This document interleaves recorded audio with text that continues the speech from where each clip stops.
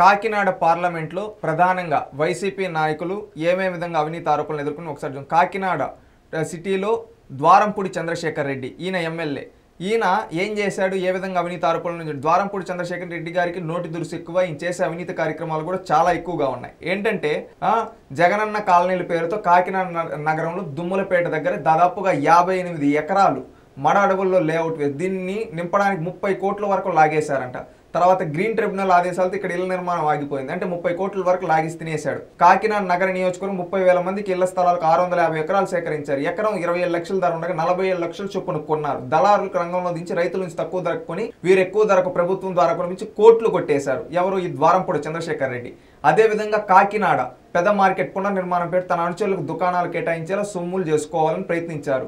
అదేవిధంగా కాకినాడ ప్రజలకు తాగునీరు సరఫరా పేరుతో అరట్లకట్ట జలాశయం కార్పొరేషన్ నిధులతో పూడిక పనులు చేపట్టి తద్వారా వచ్చే మట్టి తన సొంత లేఅవుట్లకి ఏంటి మట్టిని కూడా తినేస్తున్నాడు ఈ ద్వారంపూడి చంద్రశేఖర్ రెడ్డి. ఈ విధంగా మొత్తం అవినీతి అక్రమాలకు పాల్పడుతూ ఉన్నాడు. అదేవిధంగా కాకినాడ రూరల్ కు సంబంధించి కూరసాల కన్నబాబు గారు, ఈయన ఏంటంటే నియోజకవర్గంలో ప్రధానంగా 3,000 ఎకరాలు జగనన్న లేఅవుట్ల కోసం, అంటే ఇక్కడ చూడండి ప్రధానంగా లేఅవుట్ల కోసం అని భూములు ఒకరి దగ్గర నుంచి ఒకరిని మధ్యవర్తులతో పెట్టి కోట్లు కొల్లగొట్టేశాడు. అదేవిధంగా స్థానిక పోర్టు కంపెనీలు లారీ యూనియన్ల నుంచి కమిషన్లు నెలవారీ సంవత్సరానికి మామూలు తీసుకుంటారనే ఆరోపణలు కూడా ఉన్నాయి. అంటే ఈ విధంగా ఉండే ప్రభుత్వ అధికారుల దగ్గర అదేవిధంగా కొంతమంది దగ్గర వీళ్ళు మామూలు వసూలు చేసుకుంటున్నారు. వీళ్ళై చెప్పాల్సింది. అదేవిధంగా పీఠాపురం తీసుకుంటే పెండెం దొరబాబు గారు, ఈయన ఏంటంటే ప్రధానంగా 1 కాదు 2 కాదు అనేక అవినీతి ఆరోపణలు. ఆయన పదవి చేపట్టినప్పుడు కాకినాడకి కొంతమందితో కలిసి గొల్లపురోల మండలం చందుర్తికి చెందిన పోలవరం కాలువ వెంబడి గ్రావెల్ తవ్వకాలు జరిపి అమ్మకాలు చేపట్టారని ఉంది. అదేవిధంగా వైకాపా నాయకులు మట్టి గ్రావెల్ తవ్వకాలు చేపట్టగా అదే పార్టీలో మరో వర్గం వ్యతిరేకింది. దీనిపై అప్పట్లో కలెక్టర్ ఫిర్యాదు సంఘటనలు ఉన్నాయి.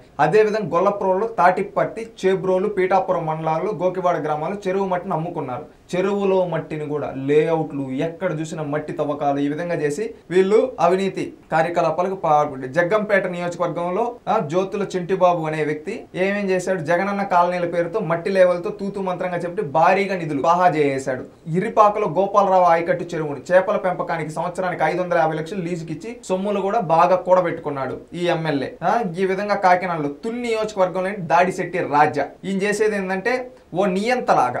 ఏంటంటే మనం జగన్మోహన్ రెడ్డి నియంత అనుకున్నాం, జగన్మోహన్ రెడ్డి గారిని మించిన నియంత ఈ దాడిశెట్టి రాజా. ఆయనకి వ్యతిరేకంగా ఎవరున్నా అణిచేసే ధోరణిలో ఈయన వెళ్తూ ఉంటాడు ఈ దాడిశెట్టి రాజా అనే వ్యక్తి. అదే విధంగా మనం చూస్తే ఇంకా కొంతమంది కాకినాడ పెద్దాపురంలో అయితే తెలుగుదేశం పార్టీ ఆయన ఎమ్మెల్యేగా ఉన్నారు. ఆయన పని చేసుకుంటూ ఈ విధంగా వెళ్తూ ఉన్నారు. నిమ్మకాయల చంద్రరాజు ఆయన సౌమ్యుడు. ఆయనకి ఈ విధంగా చూసుకుంటే వైఎస్ఆర్సీపీ వాళ్ళు టోటల్ కాకినాడ పార్లమెంట్ లో మొత్తం మట్టిని అదే విధంగా వసూలు ఈ విధంగా చేస్తూ పార్లమెంట్ మొత్తాన్ని భ్రష్టుపడి అంతా అవినీతితో కూరుకుపోయి ఉన్నారు. ప్రజలారా ఈ విధంగా ఉంది, ఆలోచించండి.